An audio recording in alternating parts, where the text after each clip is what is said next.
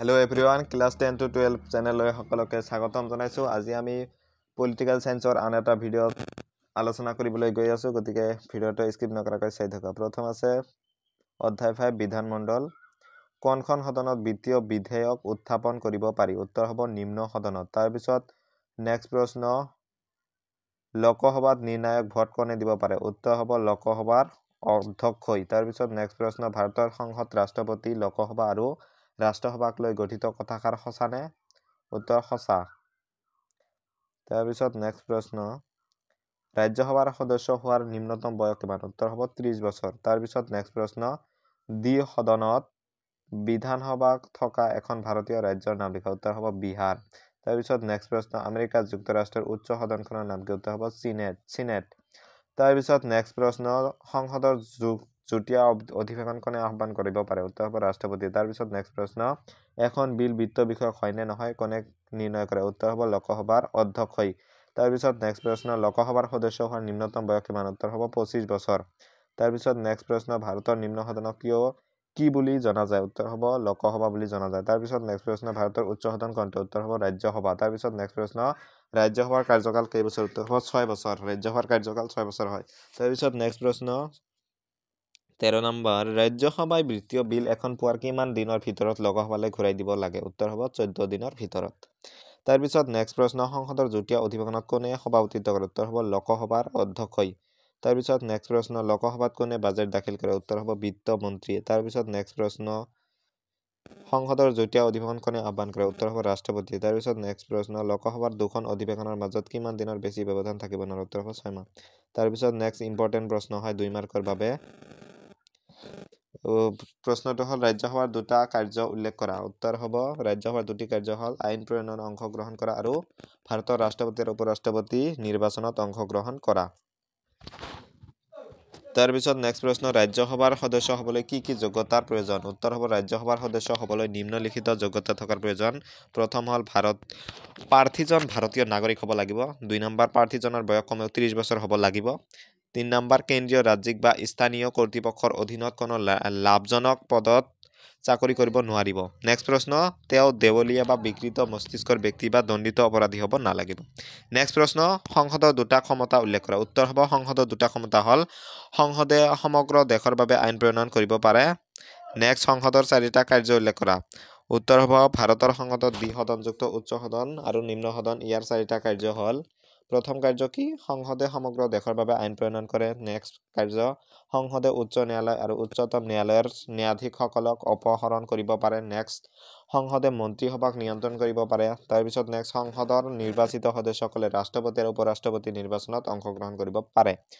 2 number প্ৰশ্ন, লোকসভা আৰু ৰাজ্যসভাৰ মাজত পাৰ্থক্য উল্লেখ কৰা। প্ৰথম, ভাৰতীয় সংসদত লোকসভা আৰু ৰাজ্যসভাৰ দ্বাৰা গঠিত। এইখিনি ইম্পৰ্টেণ্ট নহয়, মেইন পাৰ্থক্য তলত দিয়া আছে। প্ৰথম এইবিলাকৰ পাৰ্থক্য, ভাৰতীয় সংসদৰ লোকসভা হ'ল প্ৰধান সদন, আনহাতে ৰাজ্যসভা হ'ল সংসদৰ দ্বিতীয় সদন। নেক্সট, লোকসভাৰ সদস্যসকলক প্ৰত্যক্ষভাৱে নিৰ্বাচন কৰা হয়, আনহাতে ৰাজ্যসভাৰ সদস্যসকলক পৰোক্ষভাৱে নিৰ্বাচন কৰা হয়। তাৰপিছত নেক্সট পাৰ্থক্য, লোকসভা অস্থায়ী সদন, ইয়াৰ কাৰ্যকাল 5 বছৰ যদিও পৰিস্থিতি সাপেক্ষে ৰাষ্ট্ৰপতিয়ে লোকসভা ভংগ কৰি দিব পাৰে, আনহাতে ৰাজ্যসভা স্থায়ী সদন, ইয়াৰ কাৰ্যকাল 6 বছৰ। তাৰপিছত আৰু কেইটামান আছে, এইকেইটা তোমালোকে স্ক্ৰীনশ্বট ল'বা নাইবা পঢ়ি ল'বা।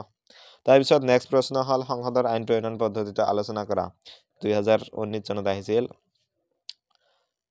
ইম্পৰ্টেণ্ট হয়। ভাৰতীয় সংবিধানৰ 107-112 নং অনুচ্ছেদ লৈ সংসদৰ আইন প্ৰণয়ন প্ৰক্ৰিয়া সম্পৰ্কে আলোচনা কৰা হৈছে। এখন সাধাৰণ বিধেয়ক আইনত পৰিণত হ'বলৈ তলত উল্লেখিত পৰ্যায়কেইটা অতিক্ৰম কৰিব লাগে। যেনে প্ৰথম কি আছে? এখন সাধাৰণ বিধেয়ক সংসদৰ যিকোনো এটা সদনত উত্থাপন কৰিব পাৰি। চাই লওঁ আৰু এইখিনি। তাৰপিছত নেক্সট প্ৰশ্ন, নেক্সট অধ্যায় 6 ন্যায়পালিকা। ইয়াৰ শৰ্ট কুৱেশ্যনবিলাক চোৱা। ভাৰতৰ উচ্চতম ন্যায়ালয় ক'ত অৱস্থিত? উত্তৰ দিল্লীত, ইজি প্ৰশ্ন। নেক্সট, উচ্চতম ন্যায়ালয় ভাৰতৰ অভিভাৱক হয়নে? উত্তৰ হ'ব হয়। তাৰপিছত নেক্সট, উচ্চতম ন্যায়ালয়ৰ ন্যায়াধীশসকলক কোনে নিযুক্তি দিয়ে? উত্তৰ ৰাষ্ট্ৰপতিয়ে। তাৰপিছত নেক্সট প্ৰশ্ন, উচ্চতম ন্যায়ালয়ৰ ন্যায়াধীশসকলে কিমান বয়সত অৱসৰ গ্ৰহণ কৰে? উত্তৰ হ'ব 65 বছৰ বয়সত। তাৰপিছত নেক্সট প্ৰশ্ন, উচ্চ ন্যায়ালয়ৰ ন্যায়াধীশসকলে কিমান বছৰ বয়সত অৱসৰ গ্ৰহণ কৰে?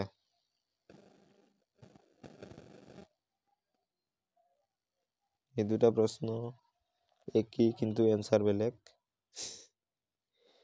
বুজি নাপালো দেই কিতাপৰ কথা। নেক্সট প্ৰশ্ন, কোনে উচ্চতম ন্যায়ালয়ৰ বিচাৰ বিচাৰকৰ সংখ্যা নিৰ্ধাৰণ কৰে? উত্তৰ হ'ব সংসদে।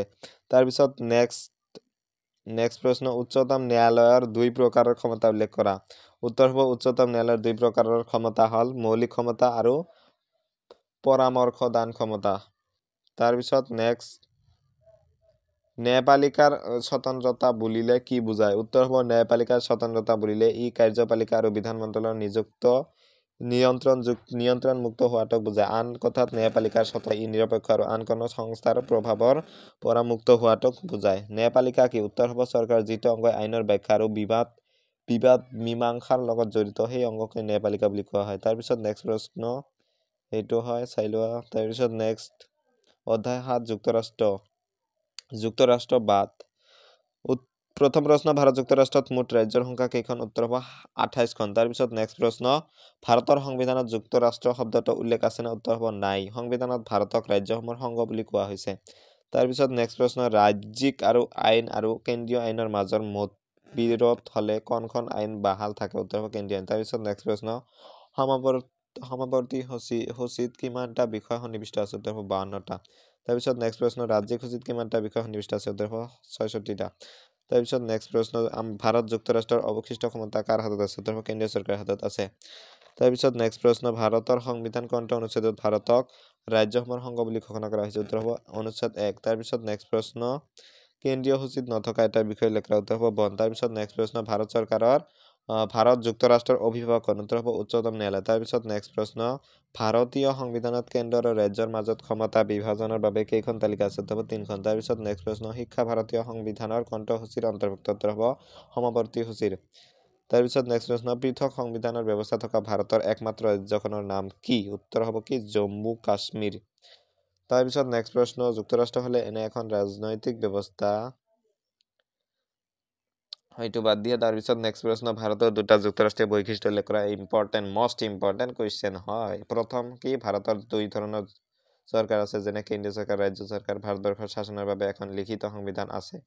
এইবিলাক হ'ল যুক্তৰাষ্ট্ৰৰ বৈশিষ্ট্য। মষ্ট ইম্পৰ্টেণ্ট কুৱেশ্যন, চাই ল'বা। তাৰপিছত নেক্সট প্ৰশ্ন, সমাৱৰ্তী সূচীৰ অন্তৰ্গত দুটা বিষয়ৰ নাম লিখা। উত্তৰ হ'ব শিক্ষা আৰু বাতৰি কাকত। তাৰপিছত নেক্সট প্ৰশ্ন এইটো। তাৰপিছত নেক্সট প্ৰশ্ন চোৱা, কেন্দ্ৰীয় সূচীত থকা দুটা বিষয়ৰ নাম লিখা। উত্তৰ হ'ব প্ৰতিৰক্ষা আৰু মুদ্ৰা। তাৰপিছত নেক্সট প্ৰশ্ন, ভাৰতীয় সংবিধানৰ দুটা অযুক্তৰাষ্ট্ৰীয় বৈশিষ্ট্য উল্লেখ কৰা। উত্তৰ হ'ব এক, নাগৰিকত্ব আৰু কেন্দ্ৰীয় চৰকাৰৰ প্ৰাধান্য। ইম্পৰ্টেণ্ট প্ৰশ্ন, চাই ল'বা। তাৰপিছত নেক্সট প্ৰশ্ন, কি কি পৰিস্থিতিত কেন্দ্ৰীয় বিধানমণ্ডলে ৰাজ্যিক সূচীৰ বিষয়ত আইন ৰচনা কৰিব পাৰে?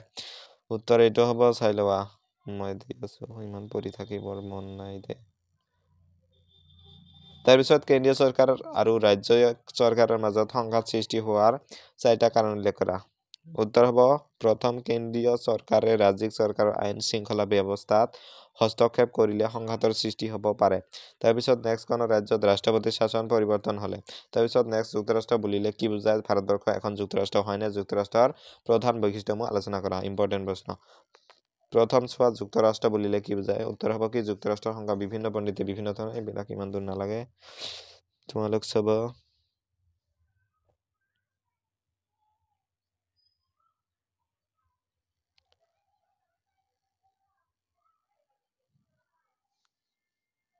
তাৰপিছত নেক্সট অধ্যায় ৮ স্থানীয় চৰকাৰ। উত্তৰ হ'ব ভাৰতৰ স্থানীয় স্বায়ত্তশাসনৰ পিতৃ বুলি কাক কয়? উত্তৰ হ'ব লৰ্ড ৰিপনক। তাৰপিছত নেক্সট প্ৰশ্ন, স্থানীয় স্বায়ত্তশাসন প্ৰতিষ্ঠানসমূহ চৰকাৰৰ ক্ষুদ্ৰ সংস্কৰণ হয় নে? উত্তৰ হ'ব হয়। তাৰপিছত নেক্সট প্ৰশ্ন, স্থানীয় চৰকাৰৰ সাৰ্বভৌমত্ব আছে নে? উত্তৰ হ'ব নাই। তাৰপিছত নেক্সট প্ৰশ্ন, গাঁও পঞ্চায়তৰ কাৰ্যকাল কেইবছৰ? উত্তৰ হ'ব 5 বছৰ। তাৰপিছত নেক্সট প্ৰশ্ন, স্থানীয় স্বায়ত্তশাসন স্থানীয় সমস্যাৰ লগত জড়িত হয় নে? উত্তৰ হ'ব হয়। তাৰপিছত নেক্সট প্ৰশ্ন চাই থাকা।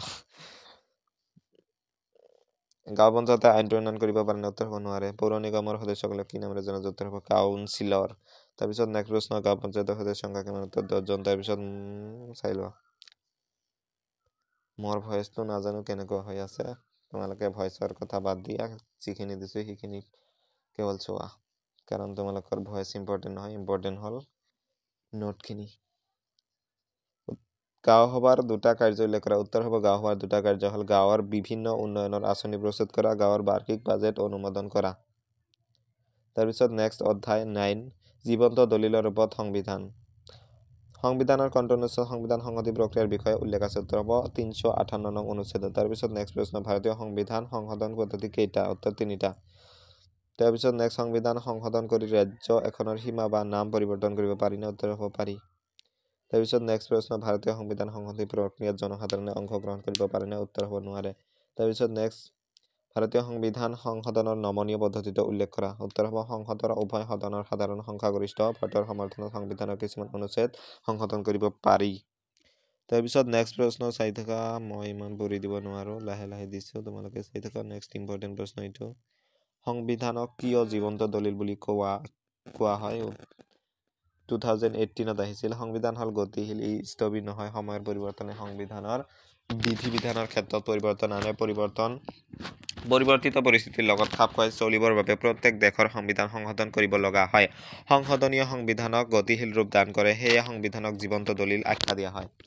ভালকে চাবা প্ৰশ্নৰ উত্তৰটো, টাইম নাই যদিও ভালকে চাবা এবাৰ আৰু। ভাৰতৰ সংবিধান সংশোধন পদ্ধতিৰ সমালোচনা বা চাত্যাগ্ৰহ। তাৰপিছত নেক্সট প্ৰশ্ন ভাৰতীয় সংবিধান সংশোধনী পদ্ধতি আলোচনা কৰা। নমনীয় পদ্ধতি, তাৰপিছত নেক্সট মিশ্ৰ পদ্ধতি আৰু নেক্সট হ'ল দৃঢ় পদ্ধতি। তিনিটা পদ্ধতি আছে, তোমালোকে জানাই হয়তো বহুতে। প্ৰস্তাৱনাৰ অৰ্থ কি? নেক্সট এইটো প্ৰশ্ন ইম্পৰ্টেণ্ট হয়। আজিৰ ভিডিঅ'টো এইখিনি আছিল। প্ৰস্তাৱনাৰ অৰ্থটো চাই লোৱা। আজিৰ ভিডিঅ'টো এইখিনি আছিল। যদি ভিডিঅ'টো ভাল পাইছে তেনেহ'লে এটা লাইক মাৰি দিবলৈ নাপাহৰিব আৰু চেনেলটো যদিহে ছাবস্ক্ৰাইব কৰা নাই, আগন্তুক ছেকেণ্ড ইয়াৰৰ নতুন নতুন ভিডিঅ' পাবলৈ চেনেলটো ছাবস্ক্ৰাইব কৰি ৰাখিবলৈ নাপাহৰিব। Thanks for ৱাটছিং।